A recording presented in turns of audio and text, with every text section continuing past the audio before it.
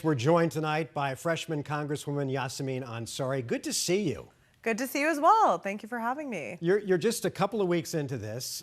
Was there a visceral moment where it hit you like, my goodness, I am a Congresswoman?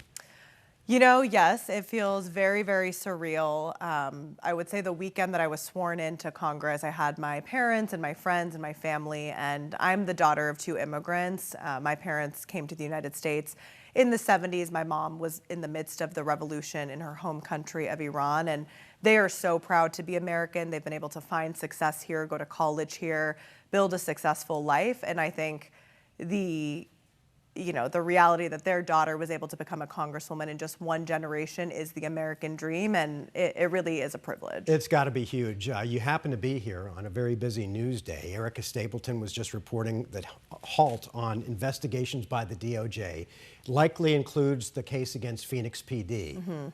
As a former Phoenix councilwoman, what do you think is going on with these investigations, and is there any merit to it?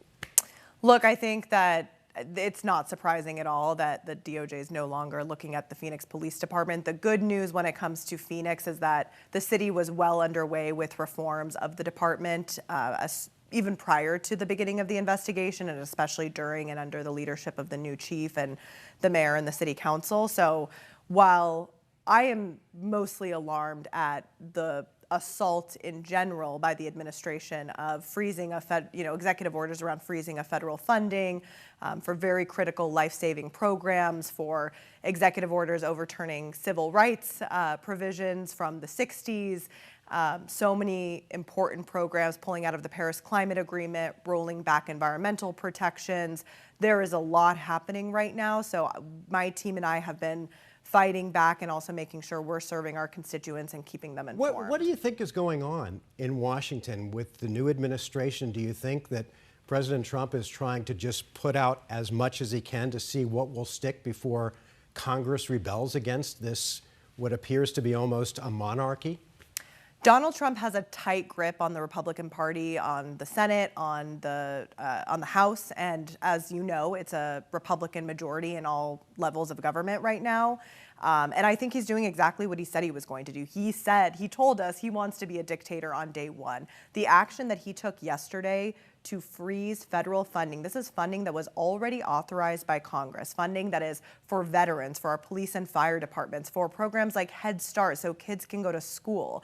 These are vital programs. Our phones have been blowing up today in my office from parents who are concerned about their kids' schools and putting food on the table, to veterans who don't know if they're going to have access to housing, to the city of Phoenix that wasn't able to access funds for homelessness and housing solutions. So we're extremely alarmed about all of this. I'm very grateful that a judge has blocked this for 5 days now, but it's chaos. I mean, this is not real governance, and I'm not sure what problems this is solving. We were told that the administration cares about cost of living.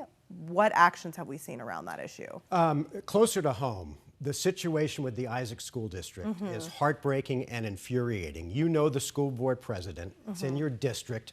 What, if anything, can you do at the federal level?